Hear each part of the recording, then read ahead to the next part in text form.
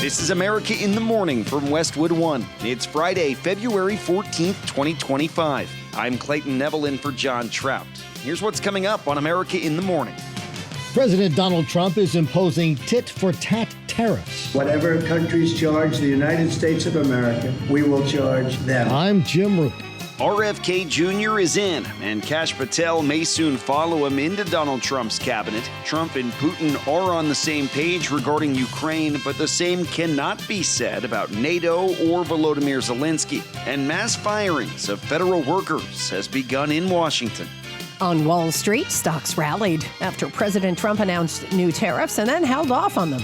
I'm Jessica Ettinger. Illegal southern border crossings hitting record lows as the first plane of deportees lands in Panama. Donna Warder has that. And beware at the gas pump this holiday weekend.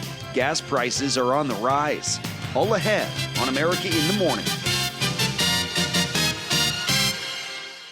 President Donald Trump held a news conference after his meeting at the White House with India's Prime Minister Narendra Modi. And one of the most asked questions was about the president's new sweeping reciprocal tariff plan. As Jim Roop reports, these new tariffs will not go into effect for several months. In what some say is an attempt at a more balanced trade between nations and fulfilling a campaign promise, Mr. Trump says reciprocal tariffs is not only a beautiful and simple system, but fair. Meaning whatever countries charge the United States of America, we will charge them, no more, no less. In other words, they charge us a tax or tariff, and we charge them the exact same tax or tariff. The president says the tariffs would solve unfair trade practices that have been ongoing for years. This comes after Mr. Trump placed a 10% tariff on Chinese goods last week and a 25% tariff on steel and aluminum on Monday. From the Oval Office yesterday, he spoke of countries that impose tariffs on goods from the U.S. Traditionally, India is right at the top of the pack, pretty much. There are a couple of smaller countries that are actually more. But India is they charge tremendous tariffs. The president says no one knows what that exact number is because you have to go country by country and figure it out. He says there are a lot of countries that place taxes or tariffs on American goods. In almost all cases, they're charging us vastly more than we charge them, but those days are over. He went on to say that the United States is one of the most open economies in the world, yet our trading partners keep their markets closed to our imports. And he says this lack of reciprocity is unfair and contributes to our large and persistent annual trade deficit. The White House website, whitehouse.gov, states, "Gone are the days of America being taken advantage of. This plan will put American workers first, improve our competitiveness in every area of industry, reduce our trade deficit, and bolster our economic and national security." The president says it might take a while for it to make a difference, as prices for some items could go up, but he says they will ultimately come down. Commerce Secretary nominee Howard Lutnick says the tariffs could go into effect by the beginning of April. I'm Jim Roop. More of President Trump's cabinet picks are confirmed, while others are still being grilled by lawmakers. Robert F. Kennedy Jr. was sworn in as Health and Human Services Secretary after the Senate confirmed him in mostly a party line vote. I, Robert F. Kennedy Jr. I, Robert F. Kennedy Jr. Do solemnly swear. Do solemnly swear. That I will support and defend. That I will support and defend. Kennedy confirmed despite a no vote by Republican Senator Mitch McConnell. I will well and faithfully discharge the duties of the office. The duties of the office. On which I am about to enter. On which I'm about to enter. So help me God. So help me God. Congratulations, Mr. Secretary. McConnell, a survivor of childhood polio, has spoken out against Kennedy's beliefs on vaccines and other health issues, but RFK Jr. got the votes he needed, and he's in. This is President Trump's pick for FBI Director Kash Patel cleared another confirmation hurdle. He was advanced by the Judiciary Committee, also along party lines. The vote of 12 to 10, the nomination will be favorably reported to the floor. Meanwhile, Trump's nominee for Education Secretary Linda McMahon was grilled by senators at her confirmation hearing. November proved that Americans overwhelmingly support the president's vision, and I am ready to enact it. Education is the issue that determines our national success, and prepares American workers to win the future. She laid out her background in education. I've been passionate about education since my earliest college days when I studied to earn a teaching certificate. McMahon was pressed about Trump's promises to abolish the education department. In a recent statement, he said he plans to direct McMahon to submit a proposal for diminishing the Department of Education. He suggested she should, quote, put herself out of a job. Lawmakers in committee will vote on McMahon February 20th.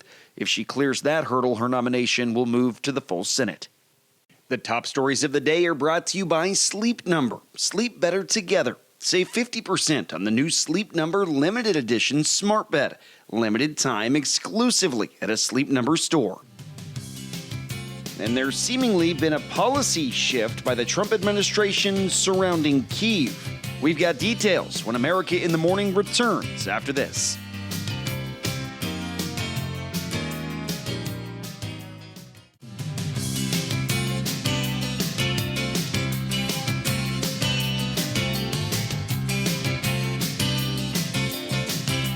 Waking up on this Valentine's Day, still pretty chilly across much of the United States on this mid-February day. It's not going to be as wet and nasty as it was yesterday, though. LaTroy Thornton's got your forecast.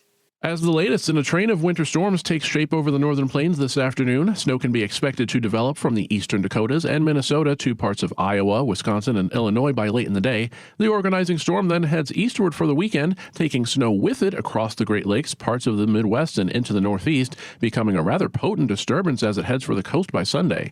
This means that the snow can come down rather steadily in most places that do pick up some flakes, with at least 1 to 3 inches of snow expected from the upper Midwest and Great Lakes states through central Indiana and Ohio, most of Pennsylvania, northwestern New Jersey, and all of New England save for the southern coast. The highest totals of at least 6 to 12 inches are currently expected for southern Wisconsin, east central lower Michigan, and from the shores of Lakes Erie and Ontario through northern New England. Heavy rain and thunderstorms will follow that very same storm across the southeast this weekend, but for today, the best chance for showers and thunderstorms will be from southern Arkansas into east Texas and mainly southern Mississippi and through all of Louisiana. Much of the Florida Peninsula also faces at least the risk for showers and some thunderstorms, with the interior southeast looking mainly dry instead. On the other hand, dry conditions will be hard to come by for much of the west today, thanks to a storm washing out overhead after bringing significant rain and mountain snow to quite a bit of California on Thursday, and at least occasional rain and snow for many from the west coast to the Intermountain West. Today means continuing rain and showers along just about all of the west coast, with mountain snow as far east as Montana and Colorado. In Detroit, it's a mostly cloudy and cold end to the week with a high of just 23. For Salt Lake City, watch for showers and milder conditions with a high of 46. That's the nation's weather. I'm AccuWeather.com meteorologist LaTroy Thornton. Remember to follow us everywhere you get your podcasts: Apple, Spotify, Amazon, and YouTube. Just search America in the Morning in your favorite listening app. Following the news that President Trump and Vladimir Putin seem to have a framework in place together to end the war in Ukraine, the administration's policy shift on Kyiv has left NATO allies deeply concerned. Washington correspondent Sagar Meghani reports that Ukraine's president is not happy with the potential arrangement. NATO allies are reeling after the Trump administration signaled it's planning talks with Russia on ending the Ukraine war without involving either Europe or Kyiv itself. From British Defense Chief John Healey on who should take part, Ukraine's voice must be at the heart, to German counterpart Oscar Pistorius, who, with European Union Foreign Policy Chief Kaja Kallas, argues it appears President Trump has already made vital concessions to Vladimir Putin by saying Ukraine should not join NATO and must live without returning to its old borders. It's appeasement. It has never worked. Pentagon Chief Pete Hegseth fought back. It's just a cheap political point to say, oh, we've left all the negotiating cards off the table by recognizing some realities that exist on the ground. Hegseth says the U.S. is not betraying Ukraine, but with the president saying he'll soon meet with Putin to open talks. Ukraine's Vladimir Zelensky says he will not accept any negotiations that do not include his nation. Sagar Meghani, Washington. A day after the Trump administration ended its deferred resignation offer to the nation's 2 million federal government employees, mass layoffs across multiple federal agencies began. The Wall Street Journal reporting that probationary employees, recent hires who joined the federal workforce within the last 1 to 2 years and have fewer protections, are among the first to be targeted. Now, among the agencies experiencing layoffs were the Department of Education, also the Consumer Financial Protection Bureau, the Office of Personnel Management, and the Environmental Protective Agency, the General Services Administration, and the Small Business Administration. The government reports that as many as 73,000 workers accepted the deferred offer, which gives those employees full pay and benefits until September. On the other side of this break, we're talking tariffs. Friday business when America in the Morning returns.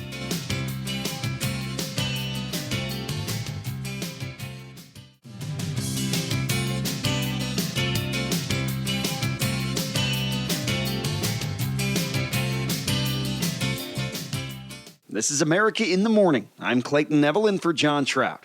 Today's business report brought to you by Fisher Investments. Fisher Investments has a team of specialists in investing, financial planning, estate planning, and more.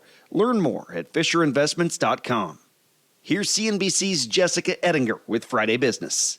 Wall Street opens this morning after stocks rallied yesterday. President Trump held off on new tariffs right after announcing them. The Dow popped 300 points. Some investors say, just buckle up right now if you're going to keep looking at your investments. Here we are, doing pretty darn good. We're like 8 or 9 points away on the S&P from a new high. Right about now, right about Valentine's Day. Happy Valentine's Day, everybody. The reality, again, just be open to the idea next couple weeks. Might be a little choppy, perfectly normal. It's just important to know that. The Carson Group's Ryan Dietrich on CNBC.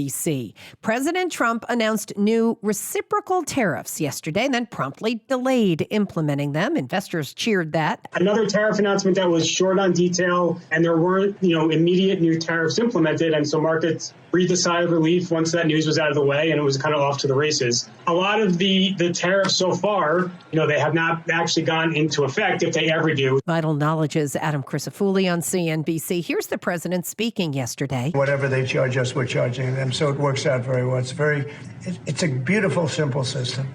And we don't have to worry about charging too much or too little. CNBC's Eamon Javers was in the Oval Office. The president gave us an hour in the Oval Office, small group of reporters in there as he signed this new presidential memorandum. I asked the president whether he'd spoken to any CEOs about these tariffs. He said all the CEOs that he's talked to love the tariffs and think that this is a tremendous idea. Of course, we know there are other CEOs out there who've been very critical of this. Meantime, defense stocks saw their shares drop yesterday when the president said that Pentagon spending could be cut in half.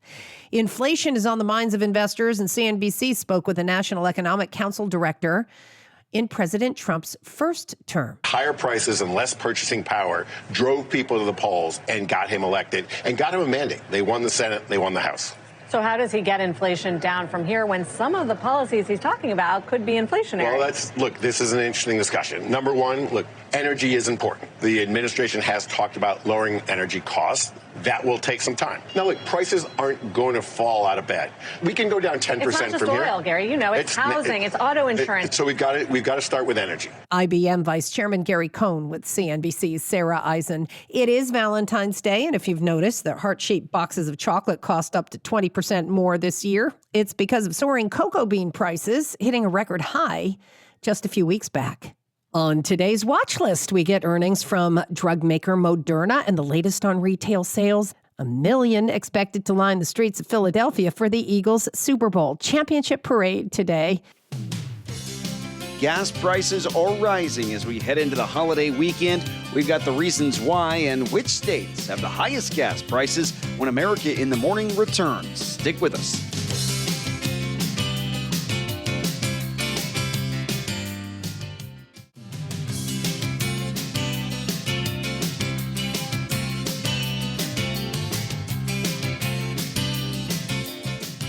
Panama has received the first U.S. flight of deportees from multiple nations. As correspondent Donna Warder tells us, this comes amid reports that illegal border crossings are hitting record lows.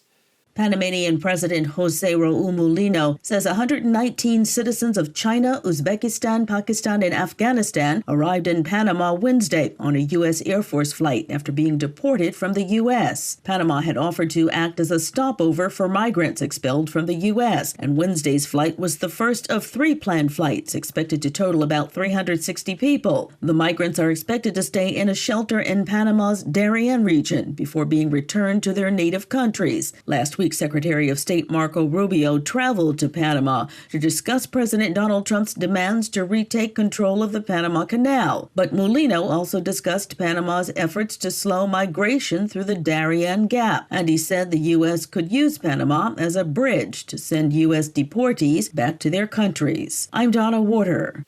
As we head into the Valentine's Day and President's Day weekend, gas prices are ticking higher. AAA says the average price for a gallon of regular nationwide is now $3.16 a gallon. That's up 3 cents from a week ago and 10 cents from last month.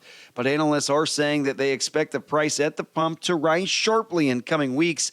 There's serious concern that tariffs on Canadian oil will cause prices to increase in March. The U.S. imports more than 6 million barrels per day of crude oil, with about 60% coming from Canada. Right now, AAA says 21 states have gas averaging $3 or less. California, Hawaii, and Washington State are the only states to have gas prices averaging more than $4 a gallon. America in the Morning on this Valentine's Day, February 14th, 2025, is produced by Jeff McKay. I'm Clayton Neville in for John Trout, and this is Westwood One. This is America in the Morning from Westwood One. I'm Clayton Neville in for John Trout. Coming up this half hour, resignations follow the DOJ closing the case on New York City's mayor. President Trump wants to restart nuclear arms control talks with Russia and China. Sagar Meghani, Washington. There are no signs prices for eggs are going down. I'm Ed Donahue. A mess in the West with severe weather and a 100-vehicle pileup. A judge has sided with gun advocates and paused a gun law in Maine. I'm Mike Hempin. Tesla removed from consideration for large armored vehicle purchase. I'm tech correspondent Chuck Palm. The latest Marvel movie is hitting theaters this weekend. I'm Kevin Carr. We'll be right back.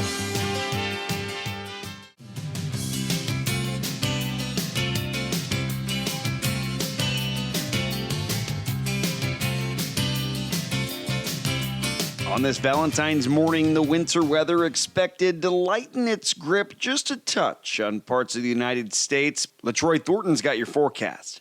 What was quite a powerful storm off the west coast yesterday continues to lose intensity after delivering some extremely heavy mountain snow, high elevation wind, and inches of flooding rainfall mainly focused on California. Today will bring additional weakening of this feature, but at least some showers of rain and mountain snow are expected over coastal central and southern California, as well as much of the Central Valley and even northern California. Steadier rain and snow are more likely over Oregon, with snow expected through much of the Rockies and into Montana as well. Snow, sleet, and freezing rain may change to just rain showers over southern Idaho, with showers also expected in north central Utah and a mix of rain and snow around the Four Corners region. For the south, a storm approaching from the Gulf brings a thunderstorm risk to most of Louisiana and southern Mississippi by the end of the day today, with at least some showers for much of eastern Texas and into far southern Arkansas. Showers and thunderstorms may also build over the Florida Peninsula along a stalled front, but the rest of the southeast and most points to the north and east through the eastern Great Lakes and the east coast have a mainly dry end to the work week in store as high pressure fends off any precipitation. However, a narrow band of lake effect snow already in place off Lake Ontario is likely to continue for much of today, heavy at times into cities such as Syracuse, New York. Otherwise, a new winter storm quickly developing over the northern plains and the upper Midwest brings some snow by this afternoon. This then progresses into an area of rather steady and occasionally heavy snow that then tracks eastward, producing at least 1 to 3 inches of accumulation from eastern Nebraska through the Great Lakes and much of New England through the weekend, with totals over a foot from the Adirondacks toward the Canadian border from Vermont to Maine. That's the weather across America. I'm AccuWeather.com meteorologist LaTroy Thornton. Remember to follow us everywhere you get your podcasts: Apple, Spotify, Amazon, and YouTube. Just search America in the Morning in your favorite listening app. There's more fallout following the Department of Justice's decision to drop charges against New York City Mayor Eric Adams. The allegations against the mayor date back more than a decade when he was Brooklyn Borough president. Now, he's accused of accepting hotel room upgrades, meals, and other perks from a Turkish official in exchange for political favors. Look at the flights. That's what they want to talk about, the travel, the expenses. The flight they talk about, that free flight, is in 2017. 7 years ago, 5 years before he's the mayor. There's nothing improper, illegal, or wrong about that. But they don't want you to look at that too. Mayor Adams' attorney, Alex Spiro, debunking accusations against his client to reporters. Do you know what they didn't really explain to all of you? Those were upgrades. Those were upgrades on airlines with open seats. That's what airlines do. They do it every day. They do it for VIPs. They do it for Congress people. They're empty seats. It costs the airlines nothing. That's what airlines do. This week, U.S. Attorney for the Southern District of New York, Danielle Sassoon, resigned from her position in a letter to Attorney General Pam Bondi. Sassoon reportedly did not say why she was resigning, but she was under pressure to dismiss the charges against Adams at the direction of the DOJ. This, as Spiro insists, Adams did nothing wrong. He's not taking in the money. There's no email or text message in the indictment that has him doing anything, taking in any money. What they say is that some staffer says sometime later that he knew that some of the money was foreign money. That's the case. But they left out something very important, something you will soon see, which is that there are emails with Mayor Adams telling this staffer, telling all of them, do not take foreign money, period. That's in emails. You will see those. Mayor Adams has long said he believes the charges against him were politically motivated because he criticized immigration policies under the Biden administration. President Trump announced he wants to hold nuclear arms control talks with China and Russia with a goal of slicing all three superpowers' military budgets in half. Washington correspondent Sagar Meghani reports. President Trump says he wants to restart nuclear arms control talks with Russia and China. There's no reason for us to be building brand new nuclear weapons. We already have so many you could destroy the world 50 times over, 100 times over. And here we are building new nuclear weapons, and they're building nuclear weapons, and China's building new nuclear weapons. The president says they already have far too many. We have the greatest military equipment in the world. We're building it.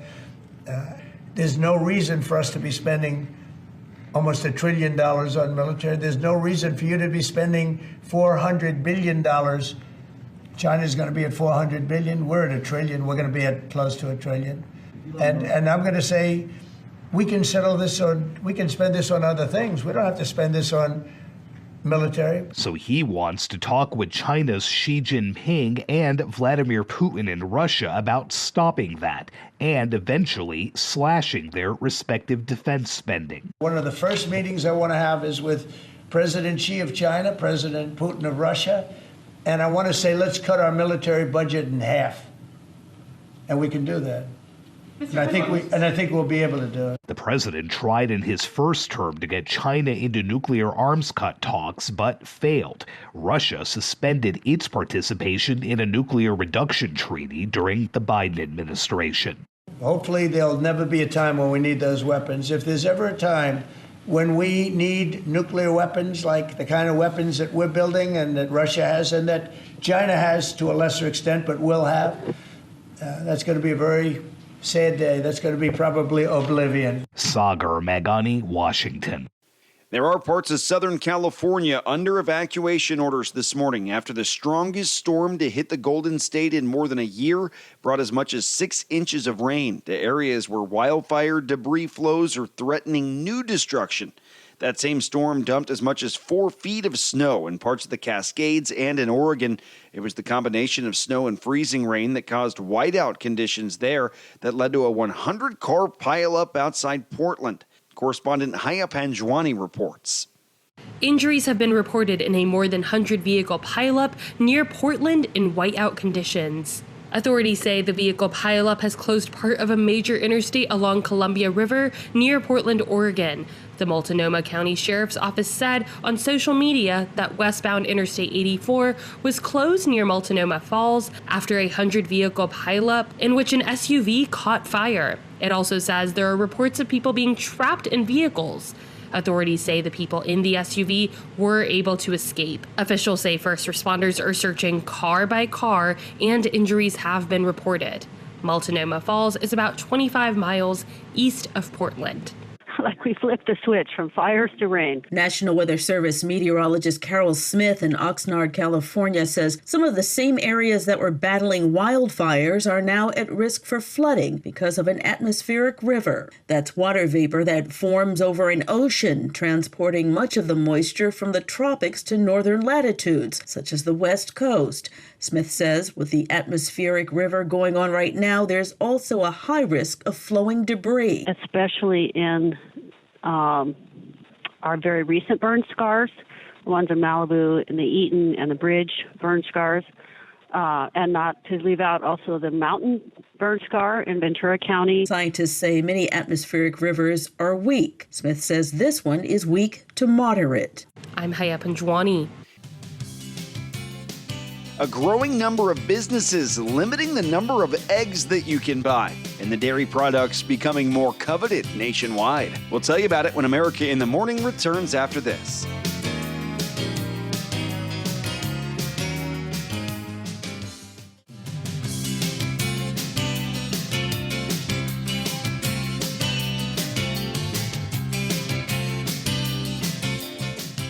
More businesses are limiting the number of eggs you can buy as the prices shot up 15% in January and have cracked a record high of $4.95 for a carton of 12. In many parts of the country, those cartons in the supermarket can be above $9 if you can find them, as now the latest problem is egg shortages. Correspondent Ed Donahue reports prepare to pay even more in coming weeks and months when you make that omelet.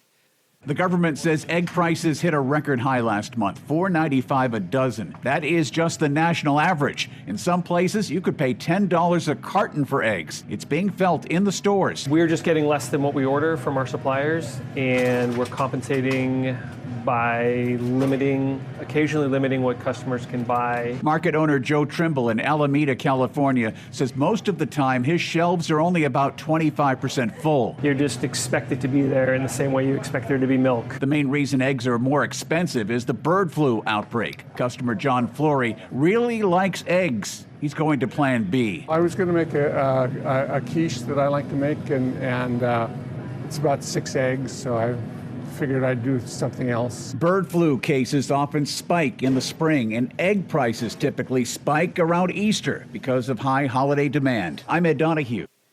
There's been a major reversal by the Environmental Protection Agency. Details from correspondent Donna Warder. The new head of the EPA says he'll try to rescind $20 billion in grants for environmental projects approved under the 2022 Inflation Reduction Act. Administrator Lee Zeldin says in a video posted on X that the Environmental Protection Agency will revoke contracts for a green bank that's set to fund tens of thousands of projects, including those that fight climate change. Many of those projects focus on disadvantaged communities. Republicans in Congress have called the green bank a slush fund and asked how the money would be used and whether there would be enough accountability and transparency, saying there would be zero tolerance of any waste and abuse. Zeldin spoke of what he called an extremely disturbing video of a former EPA staffer who said the Biden administration was, quote, tossing gold bars off the Titanic, end quote. Donna Warder, Washington.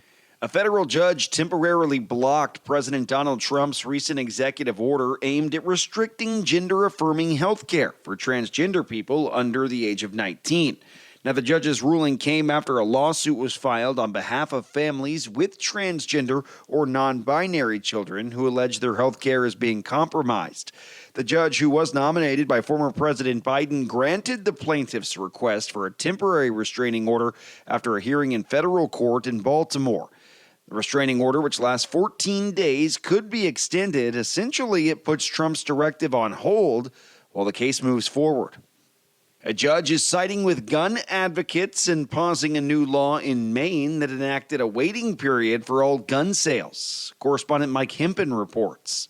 A federal judge has put on hold Maine's 3-day waiting period for gun purchases. The new law took effect in August. It was one of several gun control measures the state's Democratic-controlled legislature passed after an Army reservist killed 18 people in Lewiston in October 2023. That was the deadliest shooting in state history. Gun rights advocates challenged the waiting period, contending it violates their Second Amendment rights. Federal Judge Lance Walker wrote the act employs no standard at all to justify disarming individuals. Maine's Attorney General has said he intends to defend the law. Similar laws exist in about a dozen other states. I'm Mike Hempen. Reports say Elon Musk's Tesla electric car company will not be able to bid on a $400 million contract for armored EVs for the State Department while heading up DOGE. Here's Chuck Palm with today's Tech News.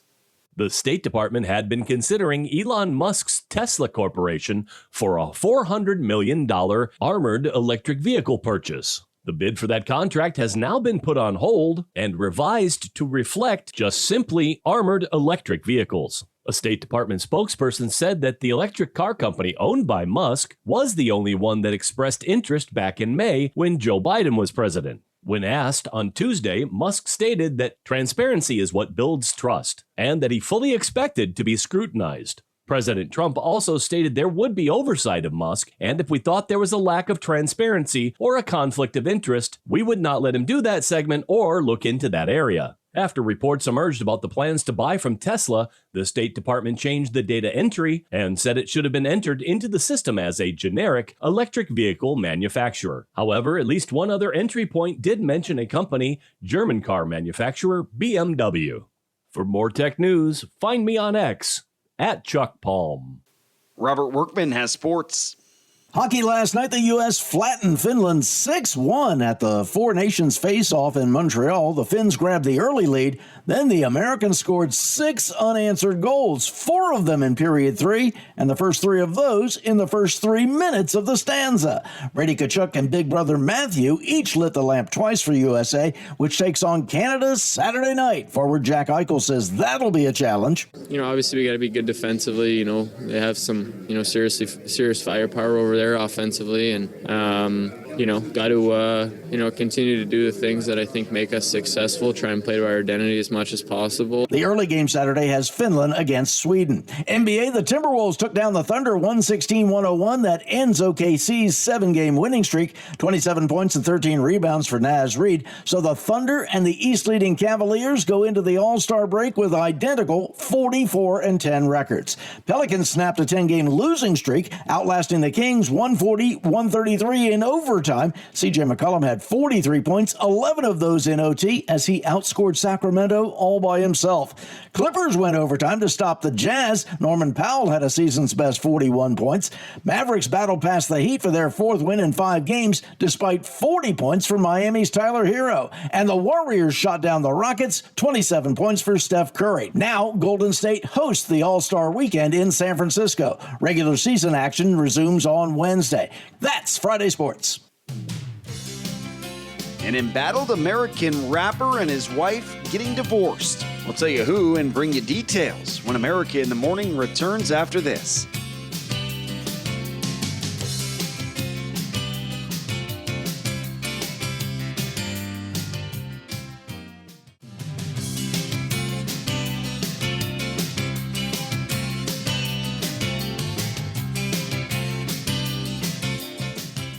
After just 2 years of marriage, rapper and entrepreneur Kanye West and Bianca Censori are headed for divorce. The Hollywood Reporter says the news comes days after they shocked attendees at the 2025 Grammys with Censori wearing a nude dress on the famed red carpet, and after West displayed in his online Yeezy store a white t-shirt with a Nazi logo on sale, as well as posting on X a series of since-deleted anti-Semitic and homophobic rants and declaration of his love for Adolf Hitler. It was barely 3 years ago that West and Kim Kardashian divorced. There's a promising study to see if injectable weight loss drugs can help people drink less. Jennifer King reports. A new study suggests medications for obesity like Ozempic and Wegovy may also help curb cravings for alcohol. Published in the journal JAMA Psychiatry, the small study looked at 48 adults over 9 weeks. Patients in a lab were served their favorite alcoholic beverage for 2 hours and could drink as much as they wanted. Nearly 40% in the group who received semaglutide injections reported no heavy drinking days, compared with 20% in the placebo group. And during a final lab test, those taking the medication drank roughly half as much. Study co-author Dr. Clara Klein at the University of North Carolina says the data is promising and they need more of it. More studies are underway with scientists looking at obesity drugs to treat the abuse of nicotine, opioids, and cocaine. I'm Jennifer King. Weather will be an issue for many this weekend, which means some will be heading indoors to the theaters, where a comic book hero has its newest release. Kevin Carr has a sneak peek at Captain America: Brave New World. Strap on your wings and grab your shield. Marvel Studios is coming in hot with Captain America: Brave New World. I want to make another run at making Captain America an official military position. And if we disagree on how to manage this situation. This film sees Sam Wilson as the new Captain America. When an attempt on the president's life throws the country into chaos, Cap goes rogue to uncover a deadly conspiracy. Sir, your inner circle has been compromised. Either you can't see that, or you don't want to. As with other Captain America content, this film attempts a taut political thriller. It works for the most part, but there's some clunky dialogue and it bends over backwards to avoid being too political. Global power is shifting. You're just a pawn. Anthony Mackie holds his own in the title role, earning Captain America's shield. And Harrison Ford is as fun as ever as the grumpy, on-again, off-again antagonist, President Thaddeus Ross. You may be Captain America, but you're not Steve Rogers. This movie has the action you'd expect from Marvel, but there are some issues. Mainly when it comes to the comic book elements, there's no surprises, thanks to spoiler-filled marketing. Since when were they red? I mean, Red Hulk is on the flippin' posters after all.